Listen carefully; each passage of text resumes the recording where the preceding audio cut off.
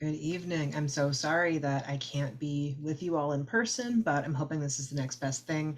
I'm also glad that I got to have FaceTime with so many of you during the conversation around substances and sexuality. So this is just a continuation of those kinds of conversation about how we can make sure we have the kind of culture that we're proud of on this campus and how that can start with organizations like the ones that you're a part of.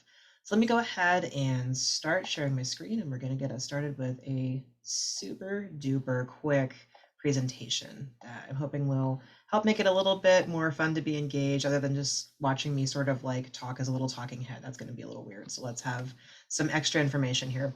So again, welcome to the Health and Safety Forum. Sad that I can't be with you all in person, but I hope this is the next best thing.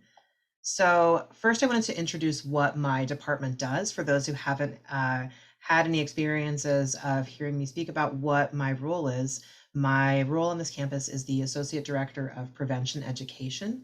And what that means is that I work to prevent any kind of sexual violence that's happening on campus through largely educational offerings, but also different means of addressing violence when they happen.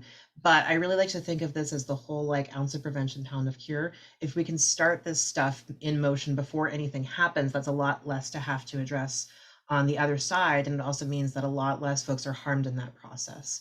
So rather than being responsive, prevention education is all about sort of nipping the stuff in the bud before it happens through educational offerings like this. So the information that you learned here, if there's something that you're really excited about, please do take that forward to other places in your life as well. And just really keep the ethos and the spirit of this conversation with you at all times, no matter what.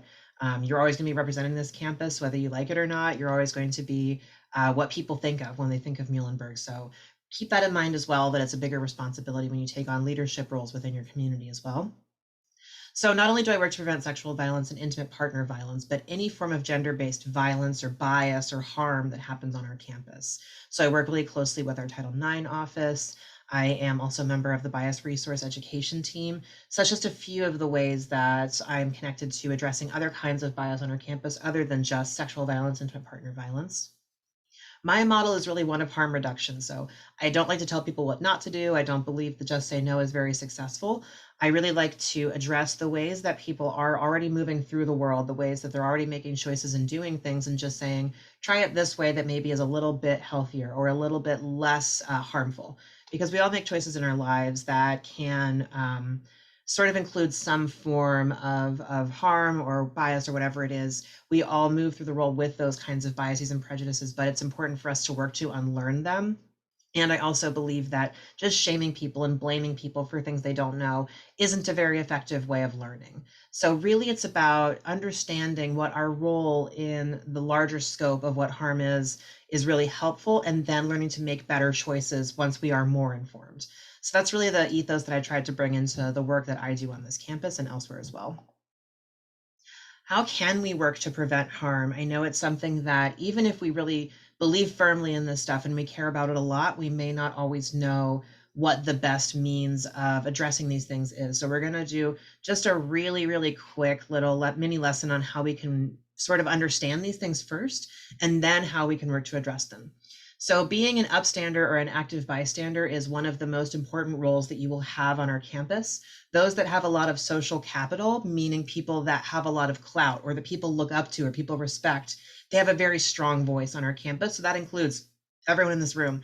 Everyone in this room has a great deal of power when it comes to affecting change. So it's really important we recognize that and learn how to use it wisely. I really believe in supporting a culture of nurturance. So there's a great text called Turn This World Inside Out by Nora Samarin that basically says nurturance culture is the opposite of rape culture. And we're going to talk a little bit more about what rape culture means here in a second. But nurturance culture is all about, instead of thinking of the world in terms of what can you get from others, what can you do to be oppressive or exert your will, it's more about how can, especially people who are in more privileged positions or who hold majority identities, like how can those people really take what they have and use those strengths to nurture and to provide care. So that's really the idea of nurturance culture, is instead of exerting strength and force as a way of getting what we want in the world, how can we use our strength to really support and take care of those around us? And also, it's really important to recognize that all forms of violence are interconnected. They're all hinging on the idea of oppression or making it so that one group of people remains superior to another group of people. So, in just a couple of seconds, we're going to look at a couple of images that address that a little bit more in detail. But I wanted to provide a quick little content note or a heads up about that before we launch into it. So, on the next slide, we're going to get into some examples of violence and how they are interconnected. So as you can see here, all of these different violences at their root have a common origin here.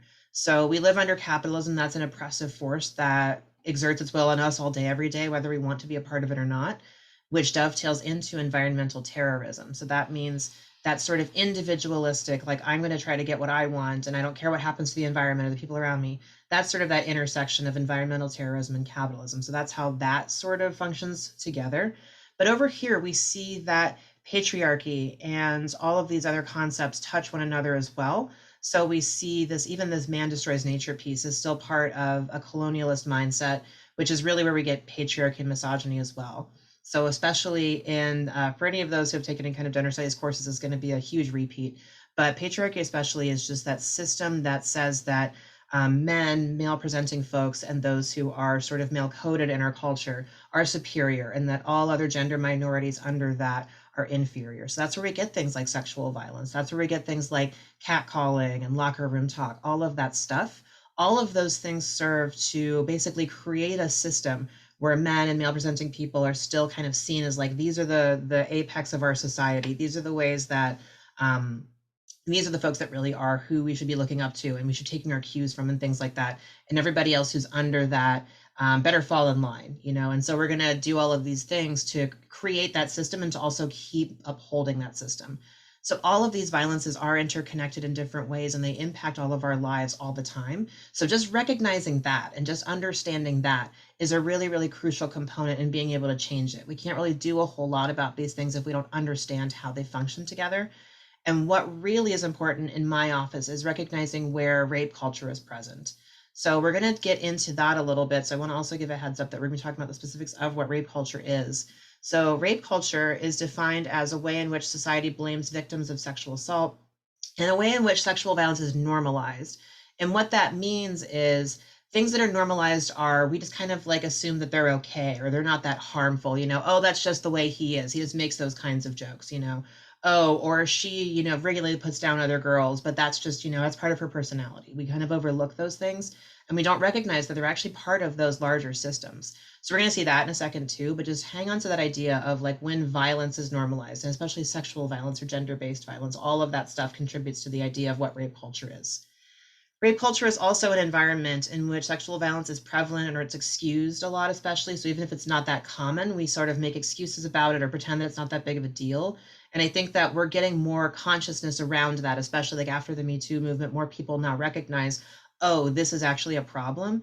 But in the United States, up until the 1970s, rape wasn't even really considered a felony everywhere. So it's a huge problem that we've only been grappling with really recently and understanding the severity of how these kinds of violence intersect with all the other violences that I just showed on the last slide. So we're just kind of coming into the understanding that these things are a problem and they lead to bigger problems in our society. So a way that rape culture is also perpetuated is through the use of misogynistic language, and misogyny just means like things that put women down or woman hating. But I also want to note that these kinds of symptoms of rape culture impact more than just women. They impact all people who are part of that system. So, for example, policing of queer people, policing of men for saying that they're not manly enough, like all of those things I would argue are still part of this culture of we're going to assert dominance and say who's included and who's excluded based on how we treat them and how we talk about them. So if you hear any kind of language that touches on any of this stuff, if you hear, you know, one of your brothers telling some other guy to man up, like that's an example of something that it's like, hey, can you not do that actually? For example, if you know, have a sister who makes a homophobic comment about somebody else, like it's all part of these same systems. So I just want to point it out that this is kind of a basic understanding of what rape culture is. And a lot of the information about this is still taken from the idea that it's only male aggressors and only female victims, which we know is not the case. So I would say that rape culture impacts lots of people. Oftentimes and most frequently, this kind of behavior and this kind of language does target women and femme presenting people, but really it can impact all kinds of people across the board. So that's the important thing to keep in mind with this stuff as well. And on the very next slide, there's going to be an image of different levels of rape culture. And so there will be some pretty upsetting stuff on that image. So just giving a quick heads up. So as you can see here, giving tolerance for some of these behaviors that are seen as though like lower level offenses is what normalizes. And that's what continues to allow the other stuff to rise and become a larger part of our culture. So the sort of boys will be boys, rape jokes and locker room banter, like we can see those things as, oh, well, they're just jokes or it's just talk. It's not that important. It doesn't matter. But really, when this kind of stuff goes unchecked, that's when some of the other stuff, we start to see that other stuff cropping up. So when there's a culture in which those things are acceptable or in which those things are not nipped in the bud as soon as they happen, that means those other things can start to crop up. So in cultures where locker room banter or that kind of stuff is seen as not a huge deal, or, taking pictures of somebody without their consent, like those kinds of things, when those things are just seen as like, oh, they're lower level offenses, they don't matter, that's what really opens the door for some of this other stuff to take place. So it's important to recognize that when we squelch or when we get rid of or take care of these things that are in the lower level sort of offenses, that's really what prevents this like other really, really harmful stuff from happening within our culture. So I just wanted to mention that too, that this stuff does exist on a continuum. So even if it seems like it's not that big of a deal, it really can have bigger implications for how the rest of our culture looks as well. So it's important for all of us to think about what kind of culture we want our school and our organizations to look like and how we want to represent ourselves to everybody else as well. So moving forward, what can be done about it? Calling in and educating those who engage in such behavior. So your friend makes a homophobic comment. You might just say like, hey, I don't know if you realize that, but that joke is actually kind of homophobic. And I really don't appreciate that kind of conversation. Just saying something that simple may be enough to make that person stop doing it forever. Or you can even pull that person aside privately and say, I really didn't appreciate it when you were making jokes about how that girl's a skank. Like, I just don't want to hear that stuff around me. And I don't think that's something that we should be saying publicly, especially as part of this organization, because I don't want people to have a bad impression of who we are.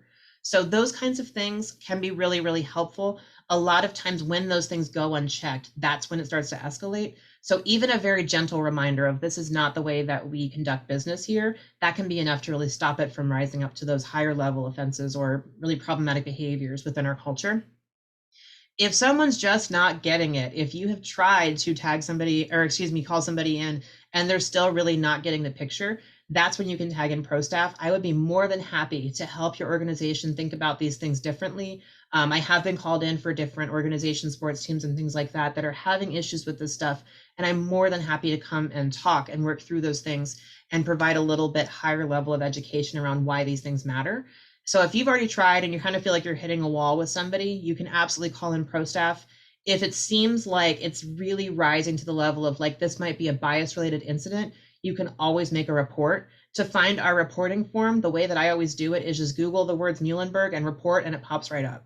So if something has happened that you're really uncomfortable with, or you've tried to address it a number of times and it's just not happening, the person's not getting it, or you're worried that it's going to escalate to an even higher level incident, that's when it's time to make that report and time to get some more people involved so that you don't feel like you're having to address it alone, and also so that it doesn't fester and just kind of turn into one of those higher level incidents. Because the more that we create silence around these things, that's when it starts to get really bad. So again, thinking about what kind of organization you want to have and what kind of perception especially you want from the outside, think about really trying to get that stuff taken care of sooner rather than when it gets to a really, really bad place. You can also work in anti-bias measures into the regulations of your organizations. That was hard to say. So you can also just start from the beginning and say, this is what we are as an organization. This is what we believe in. And this is what we're asking folks to sign on to right away as soon as they join. So that really sets the expectation of here's who we are, here's who we are not, and this is what we're not going to tolerate. And setting that expectation early can lead to a lot of people not feeling as confused, or a lot of those higher level things taking place and people feeling like, well, I didn't realize. You knew right away. So that can really be helpful, especially in, again, creating the kinds of norms and creating the kind of culture that we all want to be proud of.